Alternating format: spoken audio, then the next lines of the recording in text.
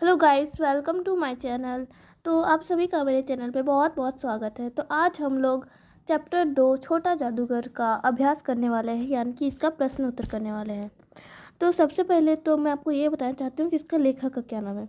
तो इस चैप्टर का नाम तो आपको पता ही है, छोटा जादूगर। इसके लेखक का नाम है जयशंकर प्रसाद। तो इस चैप्टर को अच्छे से याद कर ले, ये आपके एग्ज़ाम के लिए बहुत ही ज़रूरी चैप्टर है। तो चलिए आगे बढ़ते हैं और इसके प्रश्न उत्तर करते हैं। तो देखिए, सबसे पहला प्रश्न हमारा है छोटा जादूगर, मतलब इस चैप्टर का नाम छोटा जादूगर। तो इसका पहला प्रश्न का नाम है, मनुष्यों की भीड़ से जाड़े की संध्या भी गर्म हो रही थी। यह पंक्ति लेखक ने किस संदर्भ में लिखी है? तो ये उसमें पूछा गया है कि ये जो हमारे पंक्ति है ये किस संदर्भ में लिखी गई है। तो यह पंक्ति, इसका उत्तर है, यह पंक्ति लेखक इस संदर्भ में लिखे हैं कि जाड़े के संध्या में मेले देखने के लिए वहाँ काफ़ी भीड़ उमड़ी थी। जहाँ ज़्यादा भीड़ से वहाँ जाड़े में भी गर्मी का एहसास होने लगा था। तो यही था प्रश्न 1 का उत्तर। तो चलिए अब प्रश्न 2 का उत्तर करते हैं। तो ये रहा प्रश्न 2 का उत्तर। तो प्रश्न 2 में प्रश्न है हमारा कि लेखक उस 13-14 वर्ष के लड़के को आश्चर्य से क्यों देखने लगा। जब लेखक को यह महसूस हुआ कि अपनी पारिवारिक परिस्थितियों के कारण यह नादान लड़का समय पूर्व ही समझदार हो गया, इस बालक का बचपन कहीं खो गया है, अतः इन्हीं सब कारणों से लेखक 13-14 वर्ष के उस लड़के को आश्चर्य से देखने लगा जब उसने कहा कि शरबत ना पिलाकर कुछ पैसे दे दिया होता तो काम आता। ऐसा उसने कहा था। ठीक है, तो ये हमारा प्रश्न 2 था। और चलिए प्रश्न 3 करते हैं हम लोग। प्रश्न 3, छुट्टियां बिताकर लेखक जब कलकत्ते से चला तो रास्ते में उसने क्या देखा? उत्तर है, छुट्टियां बिताकर लेखक जब कलकत्ते से चला तो उसने रास्ते में देखा कि 10 बजे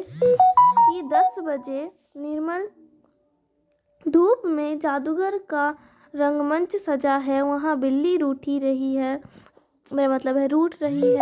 भालू मनाने चला था, विवाह की तैयारी हो रही थी। यह सब होते हुए भी जादूगर की वाणी में वह प्रसन्नता नहीं थी। औरों को हंसाने की चेष्टा करते समय वह स्वयं काँपा जा रहा था। जब इसका कारण लेखक ने पूछा तो वह बोला, माँ बोली है जल्दी चले आना, आज मेरा अंत समय नज़दीक आने वाला है। लेखक सोचने लगा, सुख दुख के पैमाने में भी अब भूख से जुड़े हैं। लेखक सोचने लगा, सुख दुख के पैमाने भी अब भूख से जुड़े हैं। प्रश्न 4, कहानी में लेखक ने छोटा जादूगर के लिए क्या क्या किया? कहानी में लेखक ने छोटा जादूगर के लिए निम्नांकित कार्य किए। पहला, प्यास लगाने पर उसे शरबत पिलाया। गलती से मेरे मुंह से प्यास निकल गया। Okay, sorry. प्यास लगने पर उसे शरबत पिलाया, बाहर टिकट खरीदकर निशाना लगाने के लिए पैसे दिए, अपनी गाड़ी में बिठाकर उसे झोपड़ी के पास ले गए जहां उसे देखते ही माँ ने दम तोड़ दिया। तो ये सब मदद जो है लेखक ने छोटा जादूगर किया था। तो आप जल्दी से जाके लाइक कीजिए, क्योंकि ये सब जो उत्तर हमें बनाने में इतना कष्ट होता है कि आपको उसका कुछ अनुभव भी नहीं है। तो जल्दी से जाके लाइक करें हमारे चैनल को और सब्सक्राइब भी करें, ताकि सभी जो हमारे वीडियोस है वो सबसे पहले आप ही के पास पहुँचे। ठीक है, तो चलिए आगे बढ़ते हैं। प्रश्न 5 में दिया हुआ है कि आप कैसे कह सकते हैं कि छोटा जादूगर देशभक्त और मातृभक्त था?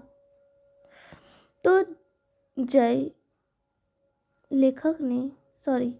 मेरे से एक मिस्टेक हो गई है, यहाँ मैंने टाइपिंग मिस्टेक हो गई है, जय लिख के है बोला।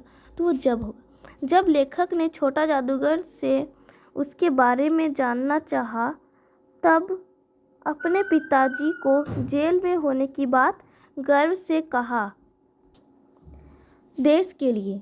इस बात से साफ संकेत मिलता है कि वह देशभक्त था। यहाँ भी मिस्टेक है, यहाँ पे था होना चाहिए था, वो धावत हो गया है। माँ के पथ्य के लिए वह तमाशा दिखलाता था, इसीलिए शरबत पिलाने पर उसने लेखक से कहा कि यदि कुछ पैसे दे दिया होता तो मुझे अधिक प्रसन्नता होती।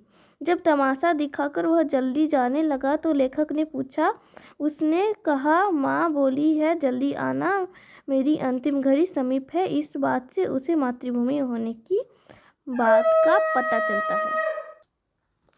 प्रश्न 6, अंतिम प्रश्न। छोटा जादूगर के चरित्र की विशेषताओं को लिखिए। उत्तर, छोटा जादूगर को उसकी आवश्यकताओं ने बचपन में ही चतुर बना दिया था। वह साहसी बालक था। तभी हिंडोले पर से चिल्लाकर कहा, बाबूजी। वह स्वावलंबी तथा था। तभी जादू दिखाकर पैसे कमाता था। वह देश के गुणों से युक्त था। देश के लिए पिताजी के जेल जाने की बात गर्व से कहता था। वह मातृभक्त था। माँ के पथ्य के लिए वह जादू दिखाकर पैसे कमाता था।